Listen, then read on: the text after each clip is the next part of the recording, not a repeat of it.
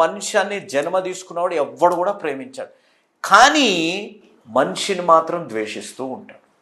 ఎంత బాధాకరం మీరు ఆలోచించాలి. కాబట్టి ప్రతి మానవుల్లో ఉన్న ఒక కామన్ థింగ్ ఏంటిది? అది సాతానుడే. కానీ మన జీవితాలు ఆ విధంగా మనం జీవించాం. మనం చేసే తప్పేంటిదంటే మనుషులతో మాట్లాడడం కదా.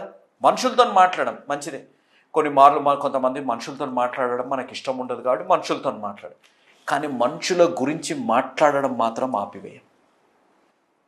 వి stop talking to people but will never stop talking about the people.